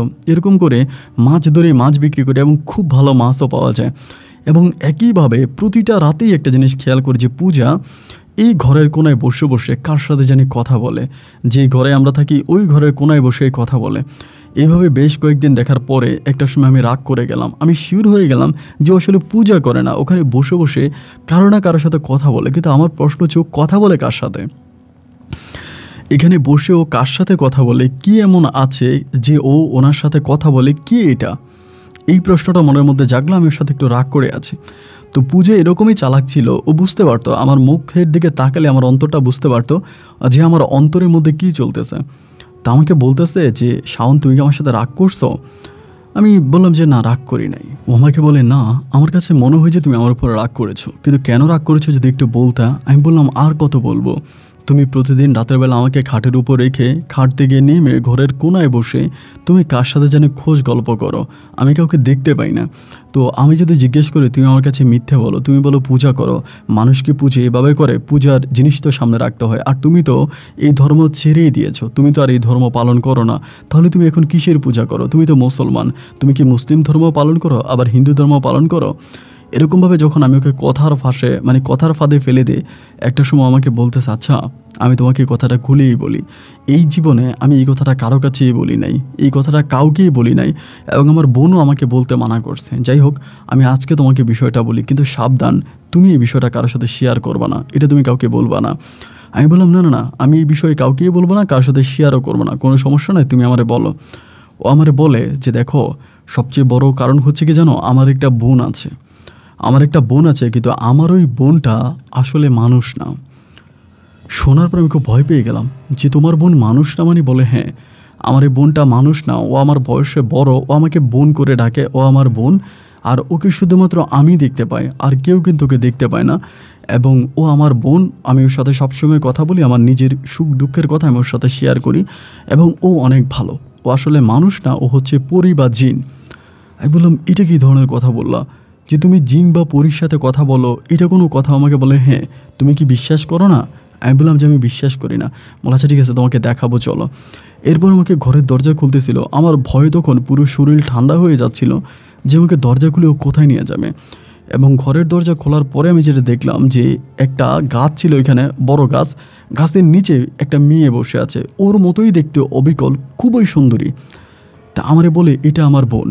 তো এইখানে বসে বসে মেয়েটা হাসতেছিল এবং আমি এটাকে সর্বপ্রথম দেখতে পাই এবং দেখার পর আমার পুরো শরীর তখন ঠান্ডা হয়ে যায়, আমার শরীরের পশম তখন দাঁড়িয়ে যায়। আমি তখন প্রচণ্ড রকমের ভয় পাইছিলাম। আমি বললাম যে তুমি আমার ঘরের ভিতর নিয়ে যাও। আমি সে রাতে সারাটা রাত ঘুমাতে পারিনি। সকালে আমি ওকে বললাম যে এটা কী হইলো। ওর নামটা পূজা থেকে আমি তখন পাপিয়া রেখেছিলাম মুসলিম হওয়ার পরে, ওর পাপিয়া নামটা খুব পছন্দের। আমাকে বললো তুমি আমার পাপিয়া বলে ডাকো আর পূজা ডাকো না। তাই আমি পাপিয়া বলে ডাকতাম। তো আমি বললাম যে এটা কী হইলো পাপিয়া, এটা আমি কি দেখলাম? আমাকে বলতেছে কেন, এটা আমার বোন, ভয় পাইও না, ও মাঝে মাঝে আমাদের এখানে আসবে, তুমি কিন্তু ভয় পাই না ওরে দেখা ভয় পাইও না, তুমি যদি ভয় পাও কিন্তু খুব মজা পাবে। এতক্ষণ বললাম না, কিন্তু এটা কীভাবে সম্ভব? তো মাঝে মাঝে এই জিনিসটাকে আমি দেখতাম যে এটা আমার বউ পাপিয়ার সাথে মাঝে মাঝে আমাকে দেখতে পেতাম এবং এটা দেখে আমি নিজেও অনেক ভয় পাইতাম, মাঝে মাঝে অনেক ভয় পাইতাম, যে দেখতাম যে ওখানে বসে আছে, এখানে বসে আছে, ওইখানে বসে আছে, বিভিন্ন জায়গায় বসে থাকতো এবং ওর সাথে কথাবার্তা বলতো। এরকম করতে করতে একটা পর্যায়ে আমার তখন এই জিনিসটাকে দেখে আমার খুব ভয় লাগতো। আমার কাছে মনে হতো যে আমাদের বাড়ির মধ্যে একটা জিন থাকে, আমাদের বাড়ির মধ্যে একটা পরী থাকে এবং আমার ভিতরে সেই ভয় লাগাটা থেকে শুরু করে কিছুদিন পরে আমি তখন এই পাপিয়ের সাথে রাগারাগি শুরু করলাম। যে এইটা যদি তোমার বোনে হয়ে থাকে তাহলে তো এটা আর কোনো মানুষ না, এটা তো একটা পরী বা জিন, এটা যাতে আমাদের এখানে না আসে, তুমি ওকে মানা করে দাও যাতে আমাদের এখানে না আসে। পাপিয়া তখন আমার বলতেছে এটা আমি কখনোই পারবো না, আমি ওরে কখনোই বলতে পারবো না যে তুই আমার এখানে আসিস না, কারণ ওর সাথে আমার ছোটোবেলা থেকে সম্পর্ক, আমরা একসাথে খেলা করতাম এবং আমি এটা পারবো না। আমি তখন বললাম যে এটা তুমি কী কথা বলতেছো, তুমি পারবা না, তুমি যদি এটা না পারো তাহলে কিন্তু আমি তোমার সাথে থাকবো না। মানে আমি একটু রাগের বশবর্তী হয়ে গেলাম। তো পাপি আমারে বলতেছে তুই এরকমটা কইরো না, ও আমাদের কোনো ক্ষতি করবে না, বরং আমরা যদি কোনো বিপদে পড়ি ও আমাকে সাহায্য করবে। তুমি যে দেখেছো আমি মাছ ধরতে যাইতাম যে খালে, আমার কাছে তো কোনো মাছ ধরার জিনিস ছিল না, ও মাছ ধরে আমার হাতে দিত, আমি এই মাছগুলোকে বিক্রি করতাম, এই মাছগুলো আমি তোমারে দিতাম, ও খাইতো আর বাকিটা আমার দিত, আমি বিক্রি করতাম। তো আমি বললাম এই যে তুমি খালি হাত দিয়ে মাছ ধরতে, আসলে কি তুমি ধরতে পারতাম? ও বলে না, খালি হাতে কি আর এত বড় বড় মাছ ধরা যায়? ও আমাকে এনে দিত মাছগুলো, আমি বিক্রি করতাম, আমি তোমার কাছে দিতাম, তুমি বিক্রি করতা। আমি তখন বললাম তুমি যাই বলো পাপিয়া, আমি তোমাকে ডিরেক্টলি বলবো যে এই মেয়েটা যাতে তোমার এখানে আর না আসে, বা আমি যদি ওরে আরেকবার দেখি আমি কিন্তু ঢাকায় চলে যাবো আমার আব্বা আম্মার কাছে, আমি কিন্তু থাকবো না। আমরা যে পরিবারে থাকবো সেখানে একটা পরি থাকবে, তা কী করে সম্ভব? আসলে এই যে কথাগুলো আমি বলতেছি তার দুইটা কারণ ছিল। তার প্রথম কারণ হচ্ছে আমি ভয় পাইতাম, না জানি আমার বউকে আমার কাছ থেকে নিয়ে চলে যায়। আর সেকেন্ডলি আমি নিজেও এই মেয়েটাকে হঠাৎ হঠাৎ দেখার পর ভয় পেয়ে যেতাম।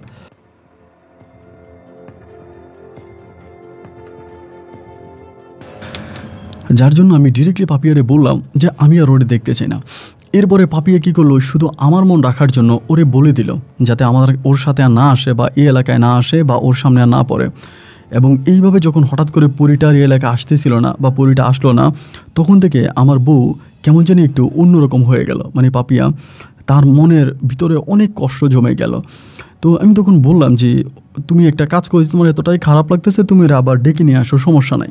আমি তো আসলে বুঝতে পারি না যে তুমি এতটা কষ্ট পাবা, যেহেতু তুমি কষ্টই পাইছো একটা কাজ করো যে তুমি এটার আবার নিয়ে আসো, তোমার সাথে আইনা রাখো। আমার বলে না, ও আমার উপর রাগ করে চলে গেছে, ও আর আসবে না।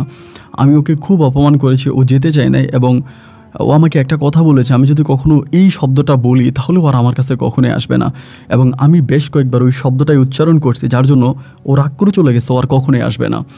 এবার আমি আরও থাকতে থাকতে একটা সময় ও বাচ্চা কনসেপ্ট করে। ওই সময় আমাদের আয়ের উৎস কিন্তু একটাই ছিল, খালে মাছ ধরতাম এবং সে মাছ আমি বাজারে বিক্রি করতাম, আর দুজনে মিলে মাছ ধরতাম। এবং একটা সময় দেখা গেল যে ও বেবি কনসেপ্ট করেছে। বেবি কনসেপ্ট করতে আমি অত্যাধিক খুশি হয়েছি, আলহামদুলিল্লাহ, যে আমাদের বাচ্চা হবে। এবং একটা সময় ও একটা মৃত বাচ্চা জন্ম দেয়, আমার একটা মৃত মেয়ে সন্তান হয়। এবং ওই মৃত মেয়ে সন্তানটা হওয়ার পরও আমার কাছে মনে হচ্ছে যে এই যে মৃত মেয়ে সন্তানটা হলো, এটার একমাত্র কারণ হচ্ছে ওই পরীটা।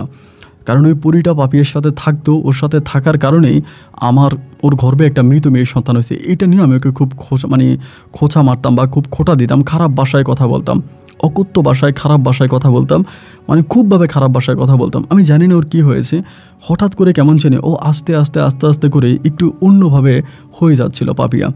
এরকম করতে করতে একদিন রাতের বেলায় ও মাছ ধরতেছে, আমিও মাছ ধরতেছি। আপনারা ট্যাংরা মাছ সবাই চেনেন, তো ট্যাংরা মাছের কাঁটা থাকে, জাল থেকে একটা ট্যাংরা মাছ খোলার জন্য ওর হাতের মধ্যে একটা খোঁচা লাগে, মানে ট্যাংরা মাছের যে আছে না, ওইটা ওর হাতের মধ্যে ঢুকে যায়। তো ঢুকে যাওয়ার পরে ওইটা থেকে কয়েকদিনও খুব ব্যথা পায়, ব্যথা পাওয়ার জায়গাটা অনেক ফুলে যায়, এবং ফুলে গেলে ওই ভিতর থেকে পানি বের হয়, টিপ দিলে ভিতর থেকে পানি বের হয়। এবং আমাকে বললো যে আমি খুব ব্যথা অনুভব করতেছি। পরে আমি ডাক্তারের দোকানে যাই, ওখান থেকে একটা মলম আর কিছু ব্যথার ওষুধ নিয়ে আসি। তো সেই ব্যথার ওষুধ আর মলমটা মাখলাম, মাখার পরে দেখলাম যে না, জায়গাটা অনেকটাই ফুলে গেছে, এবং এটার থেকে ভিতর থেকে পোঁজ বেরোচ্ছে। এবং এটা বের হওয়ার পরে আমি তখন কী করলাম, একটা সময় তার ওই ডাক্তারের ফার্মেসিতে নিয়ে গেলাম। ডাক্তারের ফার্মেসিতে নিলে পরে ডাক্তার তারে দেখলো, দেখে এটাকে গাইলা দিল, মানে ভিতর থেকে পোঁচগুলাকে বের করলো, বের করে হাতটাকে ব্যান্ডেজ করে দিল। তো দেখা যায় আমরা তো মাছই ধরি দুজনে মিলা, তো এই জন্য তো হাতে পানি লাগে, হাত তো আর শুকনো রাখা যায় না। এরকমভাবে হাতে আবার যখন পানি লাগতে শুরু হলো, একটা সময় ওই জায়গাটার মধ্যে পচন ধরে গেল, মানে জায়গাটার মধ্যে পচন ধরে গেল, একটু একটু করে পচা পচা গন্ধ ওই জায়গাটা থেকে বের হতো। যখন এই টিপ মারতাম ভিতর থেকে পচা গন্ধ বের হইতো। তো আমি তখন বুঝতে পারলাম না যে কি করব, বা এরকমটা কেন হচ্ছে। আমি পুনরায় আবারও ডাক্তার কাছে নিয়ে যাই, ডাক্তার আনে এই ওষুধ ওই ওষুধ, বিভিন্ন ধরনের ওষুধ দিতেছে, আমি খাওয়াইতেছি, এবং গাছের অনেক কিছু দিতে বলে, গাছের পাতা টাতা এটা ওইটা অনেক কিছু আমি দিচ্ছি। কিন্তু একটা পর্যায়ে দেখা গেলো তার পুরোটা হাত একদম ফুলে গেছে, এবং ফুলে এমন একটা অবস্থা হয়েছে যে এই হাতটাও আর নাড়াইতে পারে না, এবং প্রচণ্ড রকমের ব্যথা।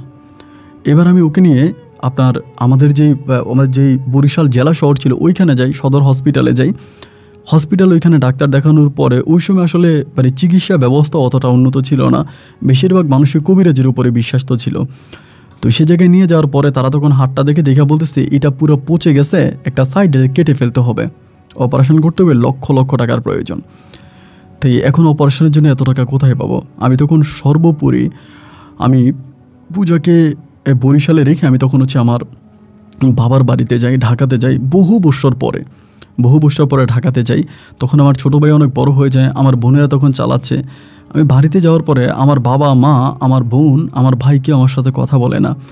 এত বছর পর আমি পরিবারে আসছি, সবাই তো আমাকে জড়িয়ে ধরার কথা।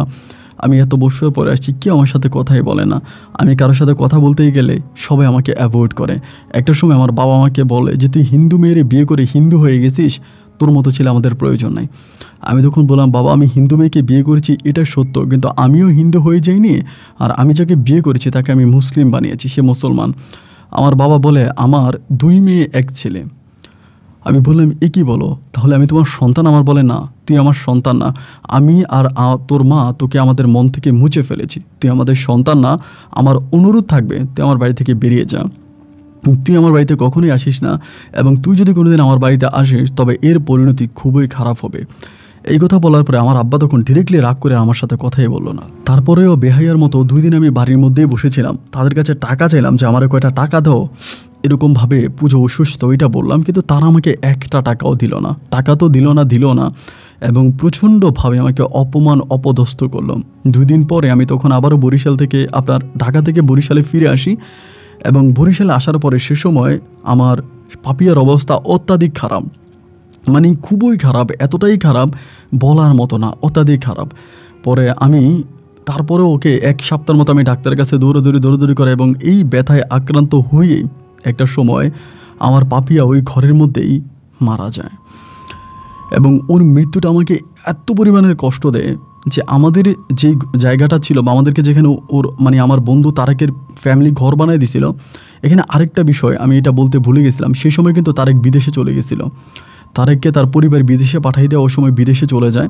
ওই সময় বিদেশে খুব মানুষ কম যাইতো, কিন্তু তারেককে তার পরিবার কেউ জানি বিদেশে পাঠাই দেয়, এবং তারেকের সাথে আমার আর কোনো যোগাযোগ হয় নাই। আর তার যে ভাইয়েরা ছিল তারাও আমার সাথে খুব বেশি কথা বলতো না, তারেকের আব্বা আম্মা কথা বলতো না।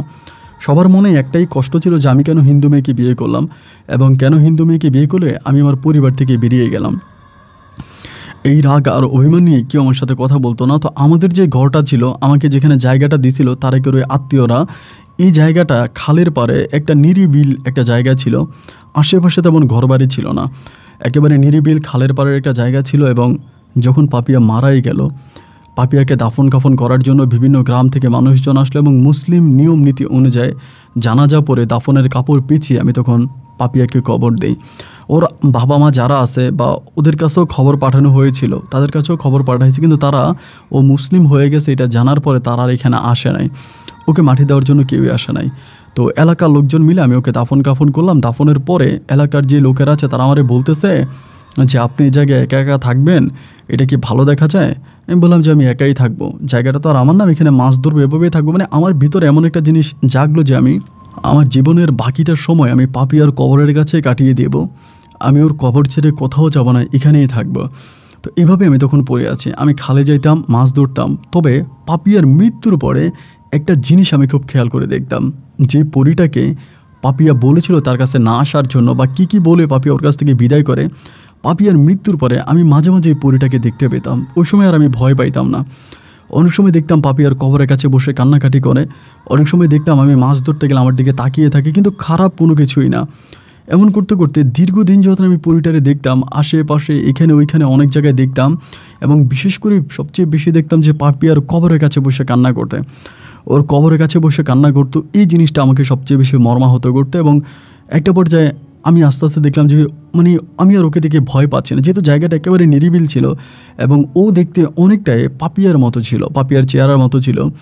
এই জন্য আমার ভিতরে কেমন জানি তার প্রতি কোনো একটা অন্যরকম অনুভূতি কাজ করতে শুরু করে। ভয়ের জায়গাটায় একটা ভালোবাসার জায়গায় পরিণত হয়ে যায়। আমি আর ওকে দেখে ভয় পাই না। আমার ভয়ের যে বিষয়টা ছিল, ভয়টা তখন আমি জয় করে ফেলি। আস্তে আস্তে করে আমি ওর সাথে কথা বলতে শুরু করি এবং ও নর্মালি একটা মেয়ের ড্রেস আপ পরে থাকতো, একটা মেয়ের মতো এসে আমার সাথে কথা বলতো। ও যখন কথা বলতো, ও নাকে বাজিয়ে কথা বলতো, বাট খুবই সুন্দর করে কথা বলতো, খুবই আস্তে আস্তে, খুবই আস্তে নাকে বাজিয়ে খুব আস্তে আস্তে মধুর কণ্ঠে কথা বলতো। তো ওর আমি কথা শুনতাম। তো আমি যখন মাছ ধরতে যেতাম, খালে মাছ ধরতাম, ও তখন আমার পাশেই বসে থাকতো, ও আমার পাশেই বসে থাকতো। তো আমার কাছে মনেই হইতো না যে আমার বউ মানে পাপিয়া মারা গেছে, এটা আমার কাছে মনেই হতো না।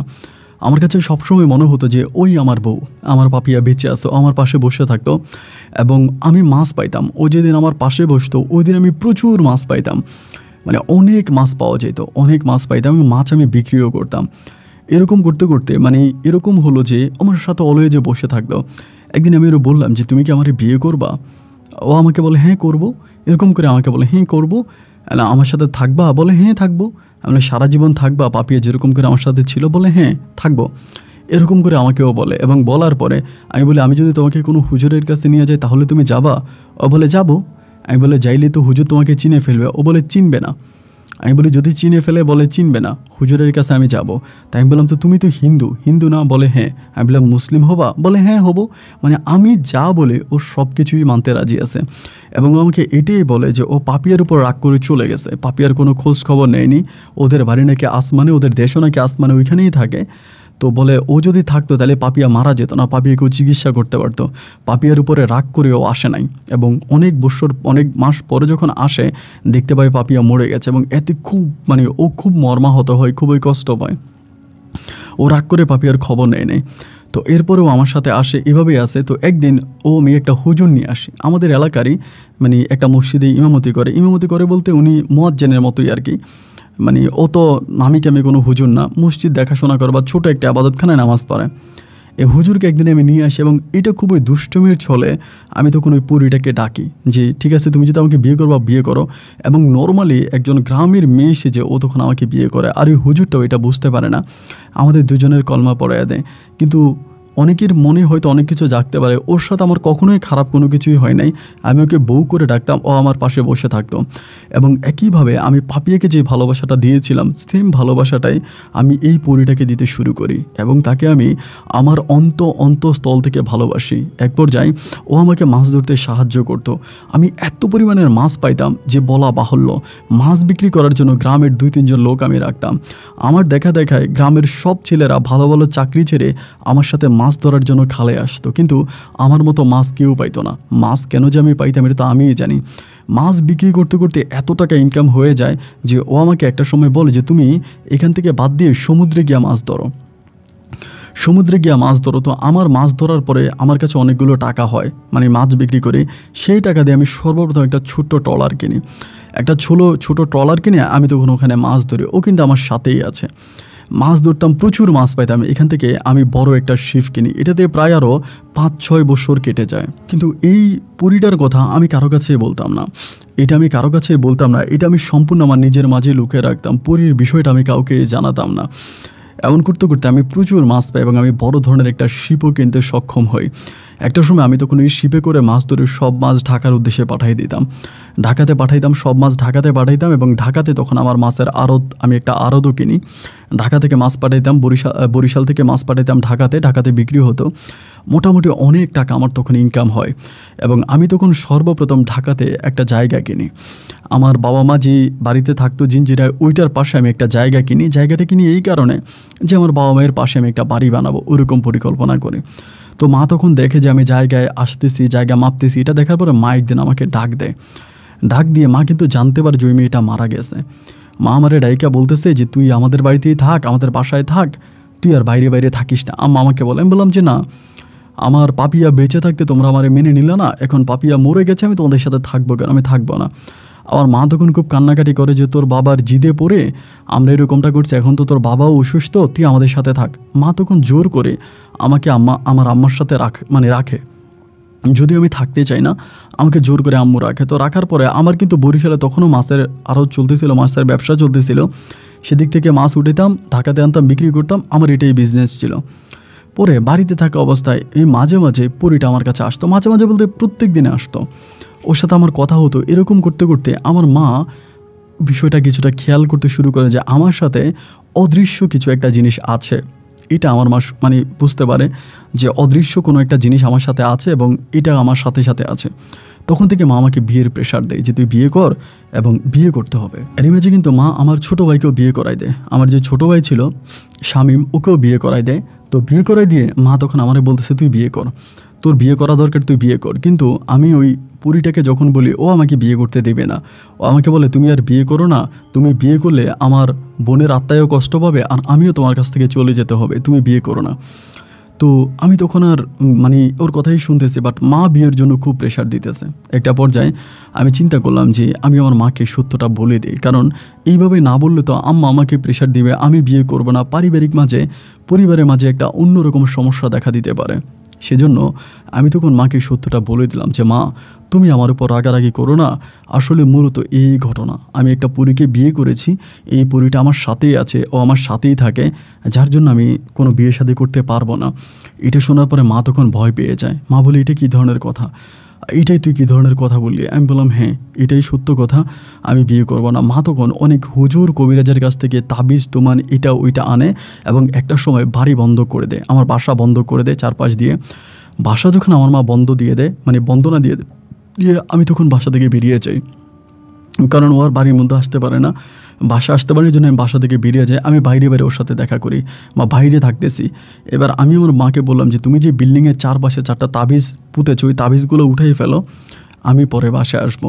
পরে আমার মা এই তাবিজগুলো উঠাই ফেলার পরে আমি পুনরায় আবারও বাসায় আসি। তখন কিন্তু আমি ওই পরীটাকে এতটাই ভালোবাসতাম যে আমার জীবনের চাইতে বেশি ভালোবাসতাম। ওকে ছাড়া আমি কিছুই বুঝতাম না। ওরে না দেখলে আমি পাগল হয়ে যেতাম এবং ও আমাকে অত্যাধিক ভালোবাসতো। এরকম করে দুজনের মাঝে একটা মধুর সম্পর্ক তৈরি হয়, ভীষণ মধুর একটা সম্পর্ক। তো ও একটা সমস্যা ছিল কি, ও দিনের বেশিরভাগ সময় সাপের রূপটা ধারণ করতো, মানে সাপের রূপটা নিতেও বেশি পছন্দ করতো বা এই রূপটাই ও বেশিরভাগ নিত। তো মাঝে মাঝে সাপের রূপ নিয়ে ও আমার ঘরের এই কোনায় ওই কোনায় বসে থাকতো। তো আমার বোনেরা অনেক সময় দেখে ফেলতো। আমার বড় বোন বাসায় ছিল, তো আমার বড় বোন আবার কিন্তু খুব চালাক প্রকৃতির মেয়ে ছিল। আমার বড় বোন দেখে গেছে, 2-3 বার দেখছে যে এই ঘটনা। দেখার পরে আমার বড় বোন এই বিষয়টা নিয়ে কারো সাথে আলাপও করে, যে আমি জানি না তারা কি আলোচনা করে। তো ও মাঝে মাঝে আসতো বা সাপের রূপটাই বেশি ধরতো আর কালো কুকুরের রূপ ধরতো। অনেক সময় দেখা যায় রাতের বেলায় কালো কুকুর সেজেও আমাদের বাড়ি পাহারা দিত, বাড়ির সামনে বসে থাকতো। তো এইটা যে ও, তা শুধুমাত্র আমি জানতাম, আমার মা অথবা আমার অসুস্থ বাবা, আমার বোন ভাই, তারা কেউই জানতো না। আমি ওরে দেখলেই বুঝতাম। অনেক সময় আমি ওরে খাবার দিতাম, মানে ঘর থেকে অনেক ভালো ভালো খাবার আমি ওরে দিতাম, ও খাইতো। তো কুকুরে আমি দিতাম, কুকুরে খাইতো। তো আমার মা বলতো যে এত দামি দামি এত ভালো ভালো খাবার তুই কুকুরে খাওয়াচ্ছিস, এটা কোনো কথা? আমি বললাম যে মা, এটা তো কুকুর না, এটা আমার বউ। এরকম করে মারে কথা বলতাম। তো এমন করতে করতে আমার বড় বোন খুবই চালাক, মানে অতিরিক্ত চালাক। ও তখন ওর কোমরে একটা তাবিজ বাঁধে। তো তাবিজটা বাঁধার পরে ওই জিনটাকে ও দেখতে পাইতো, মানে জিন বলি বা ওই পরীটাকে আমার ওই বোন দেখতে পাইতো। তো পরী আমারে বলে যে তোমার বোন কোমরের মধ্যে একটা তাবিজ বাঁধছে, এই তাবিজটাতে আমার সমস্যা হয়, তোমার বোনরে বলো তাবিজটা খুলে ফেলতে। তা আমি আমার বোনরে বলি যে তুই কোমরে যে তাবিজটা বাঁধছিস এটা তুই খুলে ফেল। ও আমারে বলে আমি কোমরে তাবিজ বাঁধছি, এটা তুই জানিস কেমন করে? আমি বললাম যেমন করে জানি, তাবিজটার সমস্যা হচ্ছে, আমার বউ আমার কাছে ঠিকমতো আসতে পারে না, তুই তাবিজটা খোল। ও আমার বলে আমি তাবিজ বাঁধছি এই কারণে আমার বাচ্চা কাচ্চা হয় না, কিন্তু আমার বোনের কোনো বেবি হয় না। তো বলে আমার তো বাচ্চা কাচ্চা হয় না, এই জন্য আমি তাবিজ বাঁধছি। তা আমি পরীটারে বললাম যে ওর তো বাচ্চা হয় না, ওই জন্য তাবিজ বাঁধছে, তোমার সমস্যাকে? ও আমার পরী আমারে বলতেছে এটা মিথ্যা কথা, তোমার বোনের বাচ্চা কাচ্চা হয় না এই জন্য কিন্তু তাবিজ বাঁধে নাই, ও তাবিজ বাঁধছে আমি যেই রূপেই থাকে ও যাতে আমাকে দেখতে পায় এই জন্য। আমি তখন বললাম যে না, এটা তো হতে পারে না। আমি আমার বোনরে বারবার বলি, কিন্তু আমার বোন তাবিজ খোলে না। আমার মা বলে ও তাবিজ না খোলক, তাতে কী হয়েছে? এবং বাবা ওই সময় খুবই অসুস্থ থাকে, এই জন্য আমি ঘর থেকেও যেতে পারি না। মানে আমি একরকম একটা দ্বিধাদ্বন্দ্বের ভিতরে পড়ে যাই। পরি আমাকে বারবার বলতেছে যে এই তাবিজটা যদি তোমার বোন না খোলে তাহলে কিন্তু আমার বিপদ হবে, আমি সামনে বিপদ দেখতে পাচ্ছি। কিন্তু কোনোভাবে আমার বোনের কোমর থেকে আমি এই তাবিজটা খুলতে পারতেছি না। একদিন মাগরিবের সময়, মাগরিবের আজান দিচ্ছিল, মাগরিবের আজানের ওই মুহূর্তে আমি তখন শুয়ে আছি, হঠাৎ করে আমার কানের ভিতরে একটা চিৎকারের শব্দ আসলো, প্রচণ্ড রকমের একটা চিৎকারের শব্দ, এবং ওই কণ্ঠটা সম্পূর্ণভাবে আমার পরিটার ছিল। চিৎকারের শব্দটা শোনা মাত্রই আমি তখন লাফ দিয়ে শোয়া থেকে এবং উঠেই যাওয়ার পরেই দেখতে পাই যে আমরা যেখানে খাবার খাই আমাদের ডাইনিং টেবিলের পাশেই একটা কালো আকৃতির সাপকে আমার বোন এবং আমার মা সাথে আমাদের কাজের একটা ছেলে ছিল ও পিটাইতে আসে, অবস্থভাবে পিটাইতে আসে। আমি তখন দৌড়ে গিয়ে ধরলাম, আর এটার কী করতেছো তোমরা? আমি বুঝে গেছি যে এটা আমার পরিটাই ছিল, সাপের রূপ ধারণ করা অবস্থায় ছিল। আমার বোন পিটাইতে আসে এবং পিটাইতে রক্তাক্ত করে ফেলছে এবং একটা সময় আমারে ধাক্কা দিয়ে তারা ফেলে দেয়। আমার মা তখন কি করে ঘর থেকে কেরাসিন তেল নিয়ে আসে এবং আমাদের ওই ঘরের ভিতরেই কেরাসিন তেল ঢেলে দিয়ে আমার মা তখন এখানে আগুন লাগাই দেয়। আমাদের ডাইনিং টেবিলে আগুন লাগাই দিয়ে আমাদের চারপাশে যে আসবাবপত্র ছিল এগুলো সব সরাই ফেলে, মধ্যখানে আগুন লাগাই দেয় এবং আগুনের মধ্যে ওই সাপটাকে সম্পূর্ণভাবে পুড়ে ছাই করে ফেলে। এটা আমার ঘরের ভিতরে অল্পের জন্য আমাদের ঘরে পর্যন্ত আগুন লেগে যেত, এমন একটা অবস্থা। তারপরে আগুন নিভাতে আশেপাশের মানুষজন আসে, সবাই আগুন নেবায়। মুহূর্তের মধ্যে আমার ওই সাপটা একদম ছাই হয়ে যায়, পুরো ছাই হয়ে যায়। আমি ওই জায়গার ভিতরে অজ্ঞান হয়ে যাই, মানে এই জিনিসটা দেখার পর আমি অজ্ঞান হয়ে যাই, মানে জ্ঞান হারিয়ে ফেলি। এবং জ্ঞান যখন আমি হারিয়ে ফেলি শুধু আমার এইটুকুই মনে আছে যে আমি জ্ঞান হারিয়ে ফেলেছি। এবং জ্ঞান হারিয়ে ফেলার পরে আমার পরিবার, আমার মা আমাকে হসপিটালে নাকি ভর্তি করায় এবং ওই হসপিটাল থেকে আমার আর কোনো কিছুই মনে নেই। আমি সেখান থেকে আস্তে আস্তে করে মানসিকভাবে একটু মানসিক রোগীতে পরিণত হয়ে যাই। দ্যাট মিন্স পাগল হয়ে যায়। এবং পাগল হয়ে যাওয়ার পর আমার মা তখন আমাকে বিভিন্ন ডাক্তারের কাছে নিয়ে যায় এবং মানে কুন্দায় যেটাকে বলে যে আপনার মেন্টাল হসপিটালও দীর্ঘ 4 বছরের মতো আমাকে ভর্তি করে রাখে, দীর্ঘ 4টা বছরে। বাট ওই স্মৃতিগুলো কোনো কিছু আমার মনে নেই। এই 4 বছর মেন্টাল হসপিটালে ছিলাম, এখানে ছিলাম, ওইখানে ছিলাম, কোনো জায়গায় আমি ভালো হতে পারি নাই, কোনো জায়গায় আমি ঠিক হই নাই। এবং দীর্ঘ প্রায় 14-15 বছরের মতো আমি পাগল ছিলাম। পাগল বলতে ওরকম পাগল না, ধরেন ঘরের মধ্যে বসে থাকতাম, কারোর সাথে কথা বলতাম না, খুবই কান্নাকাটি করতাম, এরকম খাবার দিলে খাইতাম, ঘুম পাইলে ঘুমাইতাম, একটু অ্যাবনর্মাল মানুষের মতো আমি চলাফেরা করতাম। এরপরে আমার মায়ের কীভাবে জানি মনে জাগলো যে আমার মা আমাকে ইন্ডিয়া আজমির শরীফ নিয়ে যাবে। আমার মার মনে হলো যে আমাকে ইন্ডিয়া আজমির শরীফ নিয়ে যাবে। এরপরে আমার মা আমার বাবাকে নিয়ে আমাকে নিয়ে, আমি আমার বড় বোনকে দেখতে পারতাম না। এবং এই ঘটনার পরে আমি আমার বড় বোনকে নাকি এত পরিমাণের মারছিলাম, এগুলো কিছু আমার মনে নাই। আমার বড় বোন নাকি আমাদের ঘর থেকে চলেই গেছে, মানে আমাদের বাসা থেকে চলে গেছে।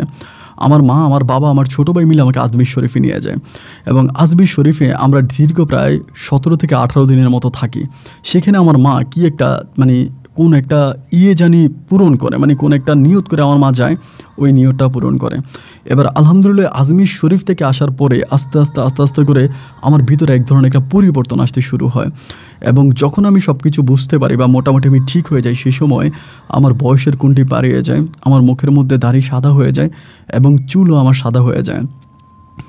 এরপরে মা অনুরোধ করলো, ওই সময় আমার বাবা মারা গেল, আমি সুস্থ হয়ে যাওয়ার পর আমার বাবা মারা গেছে। তো মা অনেক বয়স্ক, মা চিন্তা করলো যে তুই বিয়ে শাদি কর। বিয়ে করার জন্য খুব অনুরোধ করলো। পরে আমি আর বিয়ে করলাম না। ছোটো ভাই বিয়ে করলো, বড় 2 বোন বিয়ে করলো, আমার একদম বড় বোনের ঘরে আদৌ কোনো সন্তান হয়নি। এরপর থেকে আমার জীবনে আর এই ধরনের কোনো কিছুই আসেনি। আমি ওই পুরীটাকেও আর দেখতে পাইনি এবং ওরও কোনো স্পর্শ আমি পাইনি। এবং সব কিছুর পরে আমি আমার মায়ের মুখে শুনেছিলাম আমার মা নাকি ওই ছাইগুলো, মানে পুড়ে যাওয়া সাপের ওই ছাইটাকে নাকি আমার মা মাটি দিয়ে দিয়েছিল এবং যে জায়গায় মাটি দিয়েছিল সে জায়গায় গিয়েও আমি মাঝে মাঝে বসে থাকতাম। বাট সেখানেও আমি কোনো রকমের আমার ওই পরিটার কোনো ছোঁয়া পাইনি। এবং সময় পেলে আমি আমার ওই বউয়ের কবরের কাছে যাইতাম। আমার বউকে আমি যেখানে দাফন করেছি সেটাও প্রায় এখন মানে আপনার মানুষের বসতি হয়ে গেছে। মানে আমার বউ পূজা, যাকে আমি মুসলিম বানিয়ে পাপিয়া নাম দিয়েছিলাম, ওই পাপিয়ার কবরের উপরে মানুষ বাড়ি বানিয়ে ফেলছে। বরিশালের ওই এলাকায় ঘর বাড়ি তৈরি হয়ে গেছে। আমি বললাম যেখানে একটা কবর ছিল, ওরা বলে কবর টবর কিছু আমরা দেখিনি, আমরা বাড়ি বানাই ফেলছি, এটা বাড়ি হয়ে গেছে। পুরে ছাই হয়ে গেল। আমি দ্বিতীয় বিয়ে করা আমার পরিটা এবং প্রথম বউ আমার মৃত্যুবরণ করলো। সব কিছু হারিয়ে আজ আমি জীবনের শেষ বয়সে এসে দাঁড়িয়েছি। তো আমি জানি না আল্লাহর কি হুকুম, হঠাৎ করে আপনার এই জীবনের গল্পর অনুষ্ঠানটা আমি পেলাম। যদিও আমার ইচ্ছা ছিল একবার আমি ভূত এফএমে গিয়ে আমার গল্পটা বলবো এবং এই ভূত এফএমে গল্পটা বলার জন্য আমি রেডিওর একটা অনুষ্ঠানে পর্যন্ত গিয়েছিলাম। গল্পটা আমি বলার পর তারা আমার গল্পটা নেয় নাই। তারা আমার বলে যে এটা তো ভূতুরি গল্প না, আপনি ভূতুরি গল্প আনেন, আপনার এই গল্পের মাঝে বেশিরভাগই হচ্ছে অন্য কথাবার্তা। তো শেষ পর্যন্ত আমার কাছে মনে হলো যে আপনি যেহেতু বাস্তব গল্প প্রচার করেন, আমি আপনার শরণাপন্ন আপনার কাছে কথাগুলো বলি। আপনি আমার কথা বিশ্বাস না করলে, আমার মা এখনও জীবিত আছে, আল্লাহ তাআলা আমার মাকে এখনও জীবিত রেখেছে। আমার মায়ের বয়স অনেক হয়েছে। তো আমার আম্মার সাথে আপনি কথা বলতে পারেন বা আমাদের এলাকায় আসতে পারেন। আমার ভাই, আমার বোন সবাই এই ঘটনার সাথে জড়িত। সবাই এই ঘটনা জানে। আপনি বিশ্বাস না করলে আসা খোঁজখবর নিতে পারেন। আপন ভাই, যদি আমার গল্পটা ভালো লাগে আপনি আমার গল্পটা প্রচার করবেন, আমি খুব খুশি হব। আমি এখনও বিয়ে করে নেই, আর কখনো বিয়ে করতেই চাই না। জীবনের বাকিটা সময় মায়ের সেবা আর ভাই বোনদের সাথেই কাটিয়ে দিতে চাই। ভালো থাকবেন। আসসালামু আলাইকুম।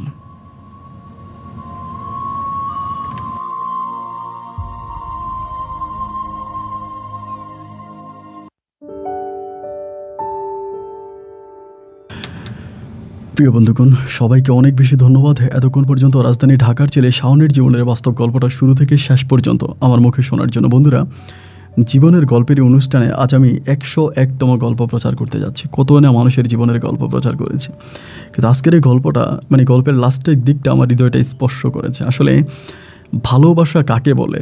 ভালোবাসা যে শুধু মানুষের সাথে মানুষের ভালোবাসা হয় তা কিন্তু না। আমি এরকমও দেখেছি যে আমার নিজের চোখের দেখা গ্রামের এক মহিলা তার মুরগি হারিয়ে গেছে। মুরগির সাথে তার এমন প্রেম হয়েছে যে মুরগিটার হঠাৎ করে পাচ্ছে না। সে 7-8 দিনের মতো পাগল হয়ে গেছে, উল্টাপাল্টা কথাবার্তা বলতেছিল। তো শুধু যে মানুষের সাথে মানুষের প্রেম হয় সেটা কিন্তু না, মানুষের সাথে অন্য কিছুর প্রেমও হতে পারে। এবং যেটা শাওন আহমেদের জীবনে ঘটেছে, পরীর বিষয়টা আমার কাছে আমি মনে হয় যে পরীর বিষয়টা আপনাদের সামনে খুব ভালো করে আমি উপস্থাপনা করতে পারি নাই, কিন্তু পরীটাকে শাওন ভাই অত্যন্ত ভালোবেসেছিল। যে ভালোবাসাটা উনি ওনার বউ পূজা কিংবা পাপিয়াকে ভালোবেসেছিল, সেম ভালোটা উনি পরীকে বাসছিল। এবং পরীর কারণেই তিনি অনেক টাকা পয়সার মালিকও হয়েছে, তার পরিবার তাকে অনেক কিছু দিয়েছে। But I am sorry to say, পরীর জন্য আমার কষ্ট হচ্ছে, পরী মারা গেছে, এটাতে আমি মর্মাহত হচ্ছে। কিন্তু আমি এই ধরনের গল্পগুলো প্রচার করতে গিয়ে একটা জিনিসের সাথে আমি শরণাপন্ন। আসলে জানি না আপনি বিশ্বাস করবেন কি না, আমি যতগুলো গল্প এই ধরনের প্রচার করেছি প্রত্যেকটা গল্পতে আমি দেখেছি যারা জিনের সাথে পরীর সাথে, জিন বা পরী দিয়ে কোনো না কোনোভাবে উপকৃত হয়েছে, কিন্তু গল্পের শেষের দিকে এই মানুষগুলোই এই জিন বা পরীর কোনো একটা কারণেই তারা তাদের জীবনটা নষ্ট করে দিয়েছে।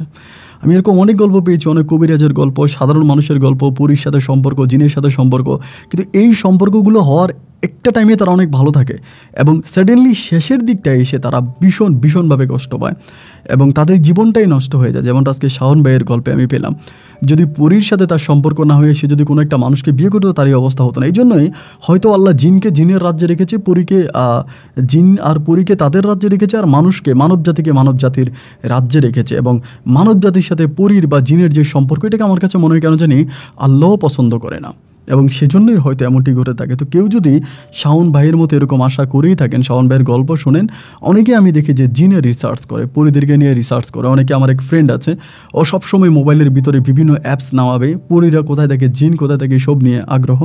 তো এটা আসলেই ঠিক না। আপনি মানব জাতি হিসাবেই থাকেন, এটাতেই আপনার পণ্য। গল্পের এক্সপিরিয়েন্স থেকে আমি এটুকুনি বলি, জিন বা পরীর সাথে সম্পর্ক করে ক্ষণিকের জন্য সুখী হতে পারলেও জীবনের শেষ অংশে এসে আপনি এমন কিছু সম্মুখীন হবেন যেটা আপনি স্বপ্নেও ভাবেননি। বন্ধুরা, অনুরোধ থাকবে, আজকে শেষ বয়সে এসে শাওন আহমেদ তার গল্পটা আমাকে শুনিয়েছে এবং এই গল্পটা আপনারাও শুনেছেন। আপনাদের মতো করে একটা মন্তব্য শাওন আহমেদের জন্য লিখবেন। ইনি রাজধানী ঢাকার জিঞ্জিরাতে থাকে। সবাই ভালো থাকবেন, সুস্থ থাকবেন, এই শুভকামনায় আজকের মতো এখানেই বিদায়। দেখা হবে অন্যদিন অন্য কারো বাস্তব জীবনের গল্প নিয়ে। আল্লাহ হাফেজ অ্যান্ড আসসালামু আলাইকুম।